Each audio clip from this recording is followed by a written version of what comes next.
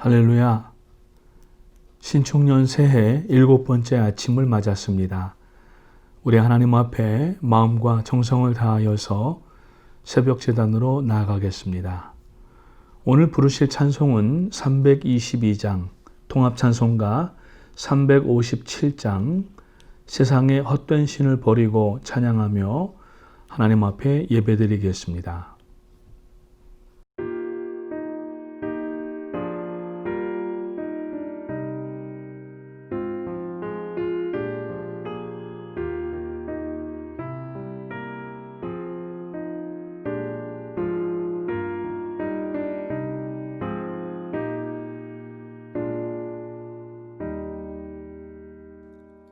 세상의 헛된 신을 버리고 하나님 이름 높여 기리세 온 천하 백성 모두 나와서 다같이 하나님만 섬기세. 세상의 헛된 우상 버리고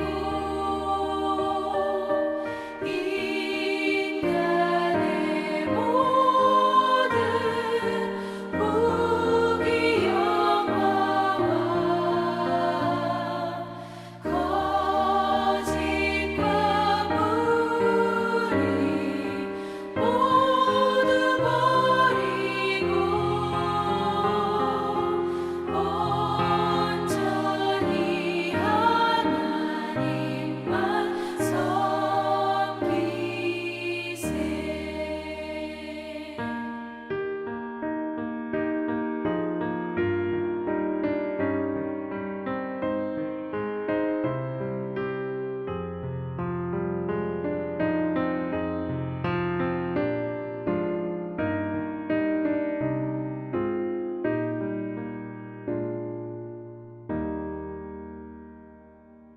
주님의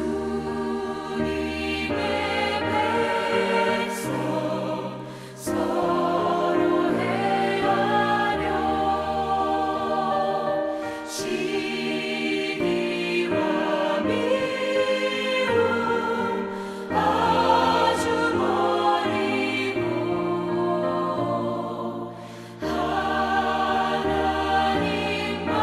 하나님만을 홀로 섬기는 천국을 어서 이뤄주소서.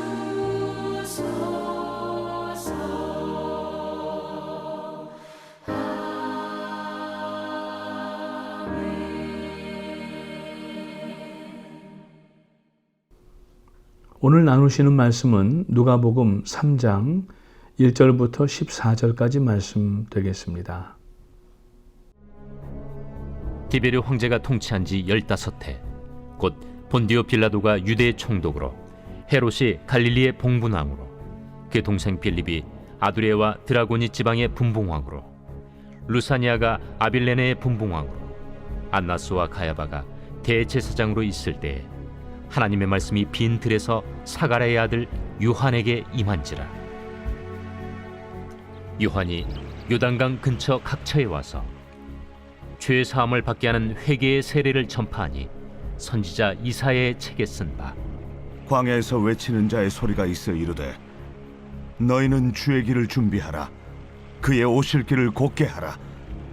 모든 골짜기가 메워지고 모든 산과 작은 산이 낮아지고 굽은 것이 곧아지고 험한 길이 평탄하여질 것이요 모든 육체가 하나님의 구원하심을 보리라.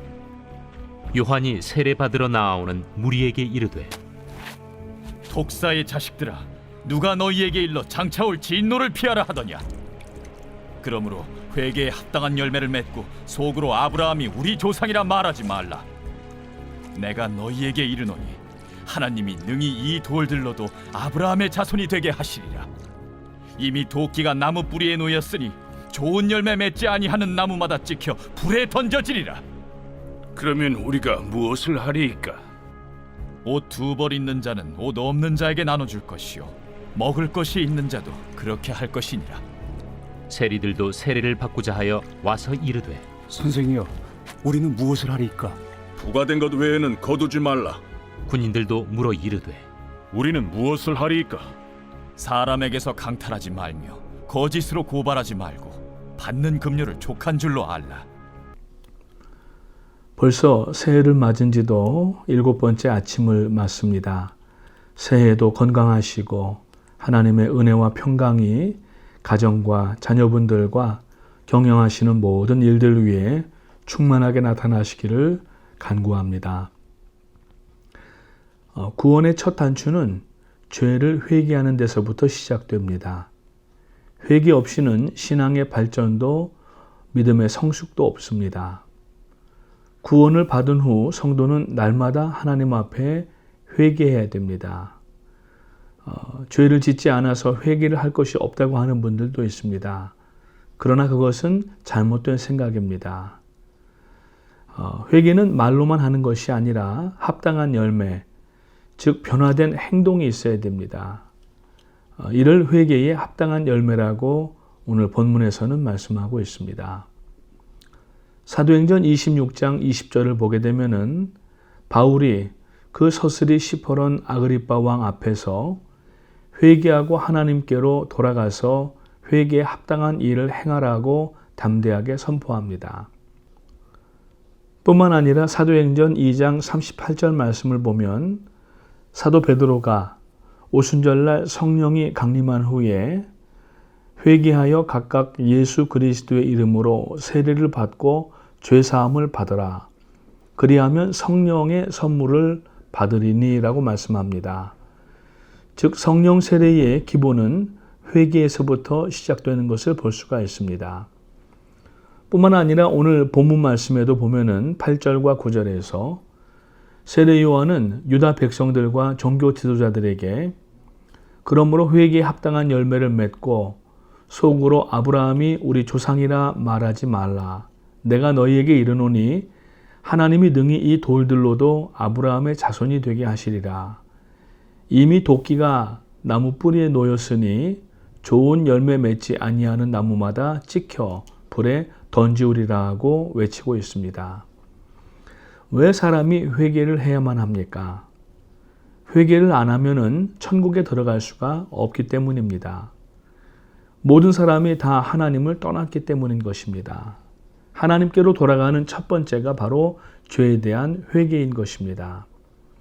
우리는 일반적으로 회개를 한다면은 도덕적인 것만 생각하는 경향들이 있습니다. 그리고 어떤 죄에 대한 느낌, 죄의식, 마음만 이렇게 생각하는 것을 회개가 끝났다고 여기는 경우도 적지 않습니다. 그러나 영국의 선결운동을 주도했던 요한 웨슬리 목사님은 이사야서 58장 1절에 나오는 말씀, 크게 외치라, 목소리를 아끼지 말라, 내 목소리를 나팔같이 높여 내 백성에게 그들의 허물을, 야곱의 집에 그들의 죄를 알리라는 말씀을 통하여서 회개는 하나님 앞에 목소리를 날려 통에 자복해야 처치되는 특성이 있다고 말하면서 영국의 선결운동을 주도해 나갔던 것을 볼 수가 있습니다. 여러분, 우리가 예수님의 제자들 중에 베드로와 가룟 유다를 볼 수 있습니다. 똑같이 주님을 배반했습니다. 그러나 마태복음 26장 75절에 보게 되면은 이에 베드로가 예수의 말씀에 닭 울기 전에 내가 3번 나를 부인하리라 하심이 생각나서 밖에 가서 심히 통곡하니라 하고 한 말씀이 담겨져 있습니다. 그리고 마태복음 27장 3절 말씀에 보면은 유다는 그때에 예수를 판 유다가 그의 정죄됨을 보고 스스로 뉘우쳐 그 은 30을 대제사장들과 장로들에게 도로 갖다 주었다라고 기록하고 있습니다. 비록 양심의 가책은 느꼈지만은 베드로와는 다른 것을 볼 수가 있습니다. 베드로는 밖에 나가서 심히 통곡하였다고 말씀하고 있고 가룟 유다는 그냥 양심의 가책만 느꼈던 것입니다. 밖으로 나가서 심히 통곡하니라고 한 그 베드로는 그 통곡이라고 하는 말은 통에 자복했다고 하는 히브리어 원어와 같은 것을 쓰고 있습니다. 베드로는 통에 자복하였지만 유다는 단순하게 그냥 양심의 가책만 느끼고 만 것이었습니다. 그 결과가 무엇이었습니까? 베드로는 합당한 열매를 맺어서 주님의 부활 후에 만나서 사명을 재위임받고 순교하기까지 다하였지만은 가룟 유다는 마태복음 27장 5절 말씀에 보니까 유다가 은을 성소에 던져 넣고 물러가서 스스로 목매어 죽은지라 하고 증거하고 있습니다.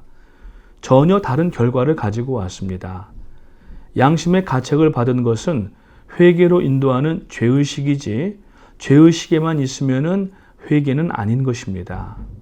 죄의식은 우리가 하나님 앞에 회개하는 마중물과 같은 것으로서 마치 펌프의 손잡이를 막 이렇게 아래 위로 힘을 잘 주어가면서 누를 때에 결국 그 마중물에 의하여서 아래서부터 시원하고 아주 상쾌한 그러한 샘물이 솟아나오는 것처럼 우리가 죄의식을 통하여서 하나님 앞에 회개를 하게 되면은 곧 죄의 용서와 더불어서 평안과 하나님의 구원과 이러한 아름다운 역사들이 이제 솟구쳐 나오게 되는 것입니다. 오늘날 그리스도인들은 묵상을 하며 회개도 묵상으로 끝내버리려는 습관을 가지고 있습니다. 그렇기 때문에 회개에 합당한 열매가 없지 않은가 오늘 말씀을 통하여서 한번 돌이켜 봐야 되겠습니다. 그러면 왜 모든 사람들이 회개해야 하는가? 로마서 3장 23절 말씀에 보니까 모든 사람이 다 죄를 범했다고 말씀하고 있습니다. 한 사람도 빠짐없이 모든 사람이 다 하나님 앞에 죄인이기 때문에 그렇습니다. 아담의 후손인 모든 사람은 다 원죄와 자기가 지은 죄가 있기 때문에 하나님께 떠나 있었습니다. 하나님을 떠나 있는 상태 자체가 잘못임을 알고 하나님께 돌아와야 됩니다. 하나님께 돌아올 때 반드시 하나님을 떠나 사는 것이 죄임을 알고 뉘우치고 회개하고 돌아와야 하는 것입니다. 회개하지 않고 그대로 살면 구원을 얻지 못합니다. 즉 천국에 가지 못하며 레디컬하게 말씀을 드리면은 이는 지옥으로 가는 것을 의미합니다. 두 번째로 우리가 왜 모든 사람이 회개를 해야 하는가? 본질상 우리는 진노의 자녀라고 에베소서 2장 2절부터 3절까지 바울사도는 말씀을 하고 있습니다. 타락한 모든 사람들이 세상의 풍조를 따르고 사단을 따르며 육체의 욕심대로 살아가는 본질상 하나님의 진노의 자녀로 태어났기 때문에 그렇습니다. 그러므로 회개하지 않고는 하나님의 진노를 피할 길이 없습니다. 하나님의 징계와 벌을 받아 마땅한 사람들이 하나님 앞에 깨닫고 돌아와야 하는 것입니다. 하나님께 돌아오는 방법은 예수를 믿는 것이고 예수를 믿게 되면은 자기 죄가 발견되기 때문에 회개를 하지 않을 수가 없게 되는 것입니다. 세 번째로 왜 우리가 회개해야 되나?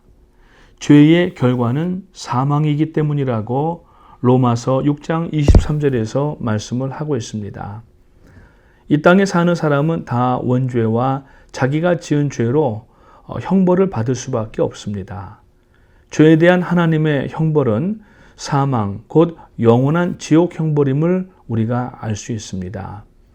많은 사람들이 하나님 앞에 돌아와도 되고 돌아오지 않아도 되는 것으로 우리가 잘못 알면 안 됩니다. 다시 말하면 주 예수 그리스도를 믿어도 되고 믿지 않아도 된다고 생각하면 안 됩니다. 기독교는 여러 종교 중에 하나가 아닙니다. 오직 유일한 구원과 생명은 예수 그리스도께만 있기 때문이고 하나님 앞으로 나아갈 수 있는 유일한 방법이기 때문에 그렇습니다. 그러면 회개란 무엇인가? 첫 번째, 지적으로 죄를 깨달아야 됩니다. 회개의 헬라어 원어는 메타노에이오라고 하는 말입니다. 이 단어는 두 단어의 합성어인데 메타라고 하는 단어와 노에이오라고 하는 단어입니다. 메타라고 하는 말은 달리라고 하는 말이고 노에이오라는 말은 생각하다 하는 말입니다. 즉 달리 생각해야 된다라는 말입니다. 그래서 화살을 쏘았지만은 관역에 빗나간 것입니다. 하말티아, 죄인 것입니다. 어떤 관역이 빗나간 것입니까? 나의 삶이 하나님의 창조의 원리에서 빗나간 것임을 깨달아 생각을 달리해야 된다는 것입니다. 이사야서 43장 7절 말씀에 보면은 사람은 원래 하나님의 영광을 위해서 창조됐다고 말씀합니다. 내가 내 영광을 위하여 창조한 자를 오게 하라. 그를 내가 지었고 그를 내가 만들었느니라고 말씀하고 있습니다. 하나님의 영광을 위하여 창조되었지만 죄를 범한 사람은 하나님의 영광보다 자기의 영광을 먼저 생각하고 추구한다고 요한복음 5장 44절에서 말씀하고 계십니다. 창조의 목적과 원리에 맞지 않는 생활을 하는 모든 사람은 회개해야 하는 것입니다. 두 번째로 회개라고 하는 것은 이제 지적으로 깨달았으면 감정적으로 이것을 뉘우치고 죄를 슬퍼해야 되는 것입니다. 그래서 이 회개의 히브리어는 나켐이라고 하는 말인데 뉘우치고 슬퍼하다라는 말입니다. 이 말은 뉘우치고 슬퍼하는 것이며 다른 말로 이야기하면은 통회하고 자복한다는 말입니다. 자기의 행동을 뒤돌아보니까 잘못된 것이 너무 역력하고 하나님의 창조의 목적대로 살지 못하였기 때문에 이것을 이제 지적으로 아는 것뿐만 아니라 감성이 움직여서 통회하고 자복하면서 슬퍼해야 되는 것입니다. 그래서 회개에는 반드시 감정적인 움직임도 뒤따르게 됩니다. 그러나 감정적인 움직임으로만 끝나면 이것 역시 부족합니다. 세 번째로 이제 하나님 앞에 지적인 감정적인 그러한 과정을 통과하였으면은 이제 의지적으로 돌아서야 됩니다. 그래서 회개의 또 다른 히브리어는 슈브라고 하는 말을 쓰고 있는데 이것은 돌아가다라는 말입니다. 회개는 그래서 죄에 대한 인지뿐만이 아니라 감성적으로도 뉘우치고 이제 마지막으로 의지적으로 결단해야 하는 것입니다.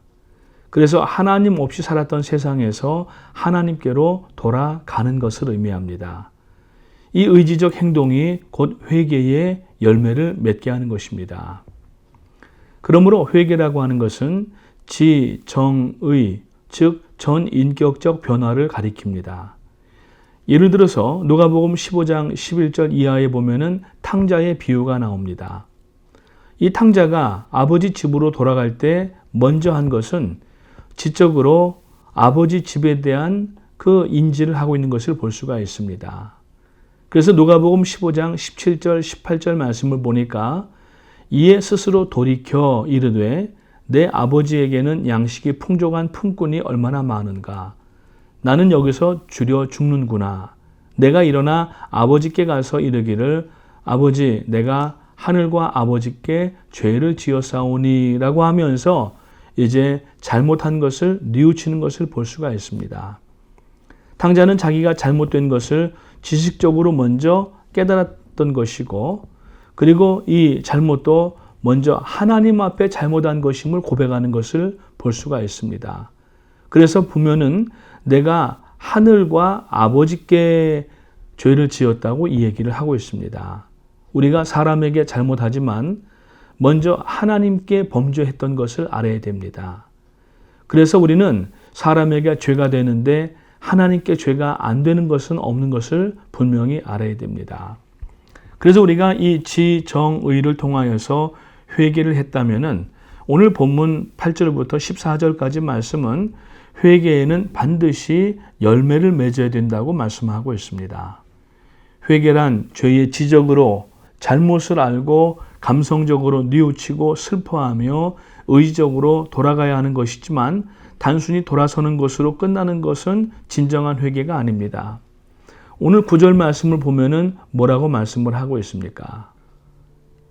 이미 도끼가 나무 뿌리에 놓였으니 좋은 열매 맺지 아니하는 나무마다 찍혀 불에 던지우리라고 말씀하고 있습니다. 우리는 모두 본질상 진노의 자녀였다고 말씀을 드렸습니다. 이미 하나님의 진노와 심판의 도끼가 나무 뿌리에 놓여 있는 것 같은 것을 말씀하고 있습니다. 나무 가지에 도끼가 찍히면은 다른 가지를 통하여서도 날 수가 있습니다. 그런데 뿌리가 찍히면은 다시는 새싹이 일어날 수가 없습니다. 인생으로서는 소망이 없다는 이야기인 것입니다. 그러므로 우리는 옛사람을 벗어버려야 됩니다. 이미 도끼가 나무 뿌리에 놓여서 회개에 합당한 열매를 맺지 아니하면 찍어 불에 던짐으로 빨리 회개하여 회개에 합당한 열매를 맺어야 하는 것입니다. 회개에 합당한 열매를 맺기 위하여 먼저 우리는 옛사람을 벗어버려야 됩니다.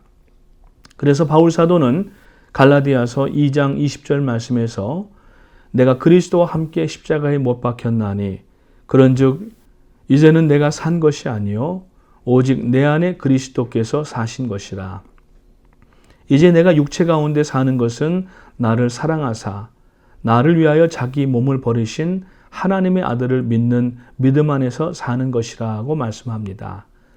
여기서 이제 내가 그리스도와 함께 십자가에 못 박혔다라고 하는 것은 내가 하나님 앞에 옛사람을 벗어버리고 이제 회개하는 길로 나가겠다는 선언을 이야기하고 있습니다.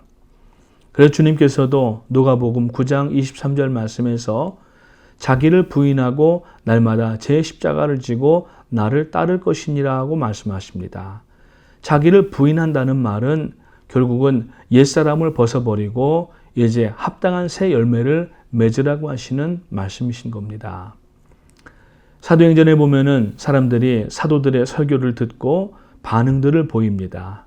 특히 사도행전 2장 37절과 38절 말씀에 보니까 저희가 이 말을 듣고 마음에 찔려 베드로와 다른 사도들에게 물어 가로되 형제들아 우리가 어찌할꼬 하거늘 베드로가 가로되 너희가 회개하여 각각 예수 그리스도의 이름으로 세례를 받고 죄 사함을 얻으라.